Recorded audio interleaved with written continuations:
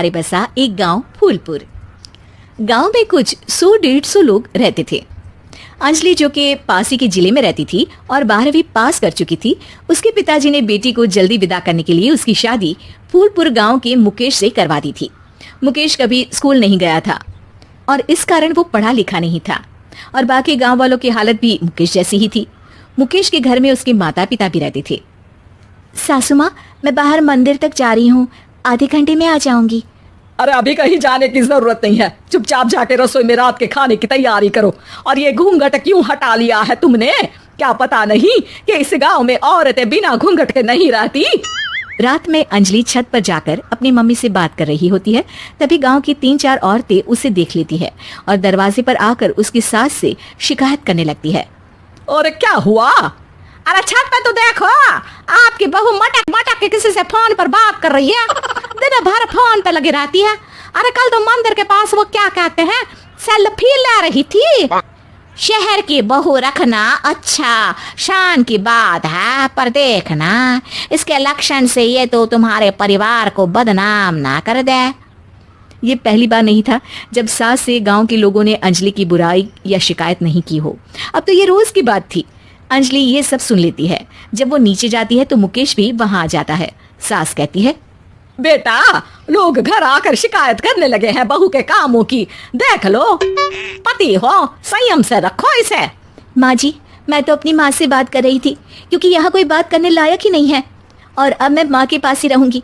वहाँ क्या रहना, वहाँ बाहर के लोग तो ठीक है, पर घर के लोग भी इज्जत ना दे सके।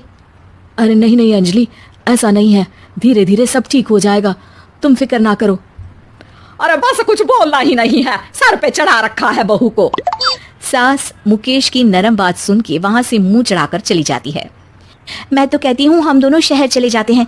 मैं पढ़ी लिखी हूँ, मुझे वहाँ नौकरी भी मिल जाएगी और थोड़े दिनों में आप भी वहाँ कुछ काम ढूंढ लेना। अरे नहीं नहीं अंजलि, हम यहाँ ना गांव का खेत, माँ पिताजी को छोड़कर शहर नहीं जा सकते। माँ पिताजी को कैसा लगेगा और गांव वाले क्या सोचेंगे? ये कहकर मुकेश सोने चला जाता है और अंजलि की गांव वालों द्वारा बुराई का सिलसिला बहुत दिनों तक चलता ही रहता है। लेकिन अंजलि गुस्सा ना दिखाते हुए समझदारी से काम लेती है। बारिश का मौसम चालू हो जाता है। जोरदार बारिश से पूरे गांव में हाहाकार मच जाता है। दुर्गा नदी में बाढ़ आ जाती है और बाढ़ का पानी पूरे गांव की फसल तबाह कर देता है। फसल की ये हालत देखकर गांव वाले निराश हो जाते हैं और बात तो यहाँ तक पहुँच जाती है कि कुछ लोग तो अंजलि को इस सब का दोषी ठहरा देते हैं। अरे पूरी फसल तबाह हो गई, पता नहीं किसकी नजर लग गई है। अरे जब से चौधरी परिवार में ये शहर की बहू आई है ना, तब से ही गांव की शांति चली गई है। इसके कर्मकांड से माँ दुर्गा नदी भी खुश नहीं है। ये सब सुनकर बेचारी अंजलि रोते हुए अपने घर चली जाती है। कुछ दिन बाद सभी गांव वाले अपनी फसल का मुआवजा लेकर अपने अपने घर आते हैं। मुकेश भी 1500 लेकर आता है। अंजलि को जब पासबुक दिखाता है तो अंजलि हैरान हो जाती है। अरे, ये पासबुक में तो उन्होंने 4000 की एंट्री करी है और आपको सिर्फ 1500 दिए। सच में? अरे वो सरकारी अफसर आपको बेवकूफ बना रहे हैं। सरकार की तरफ से हमें 4000 मिले हैं, लेकिन बाकी का सारा पैसा खुद ही खा रहे हैं। आप लोग के अनपढ़ होने का फायदा उठा रहे हैं। ये सब सुनकर मुकेश परेशान हो जाता है, लेकिन अंजलि उसे हिम्मत से काम लेने को कहती है और सुबह होते ही मुकेश को पंचायत कार्यालय ले जाती है और साथ में गाँव के और लोगों को भी। आप सरकारी बाबू क्या गांव के लोगों को बेवकूफ समझते हैं? आपको क्या लगता है ये पढ़े लिखे नहीं है तो आप कुछ भी मनमानी करेंगे?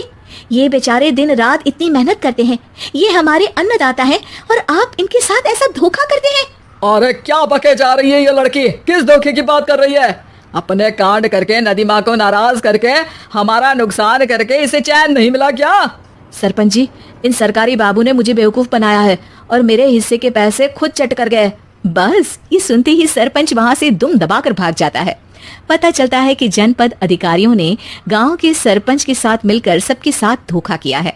सब लोगों का विरोध शुरू हो जाता है और आखिर में अधिकारी सब गांव वालों के हिस्सों के बचे हुए पैसे उन्हें लौटा देते हैं और कई दिन तक सरपंच गांव में लौटता ही नहीं। अंजलि, तुम नहीं होती तो हम गांव वालों को तो पता ही नहीं चलता कि ये हमें हर बार बेवकूफ बनाते हैं। हाँ हाँ अंजलि बेटी, हमें माफ कर दो। हम सब तुम्हें बुरा भला कहते रहे, लेकिन तुमने ही आज हमें बेवकूफ बनाने से बचाया है। हमें तुम पर गर्व है बेटी। अब समझ आया कि सरपंच तुमसे नहीं, तुम्हारे पढ़े लिखे होने से नफरत करता था। क्यों ना इस बार हम अंजलि को ही सरपंच पद के लिए चुन ले। क्या कहते हो गांव वालों? पढ़ी लिखी सरपंच। बस पूरा गांव अंजलि के लिए ताली बजाता है और अंजलि की सास उसे खुशी से गले लगा लेती है।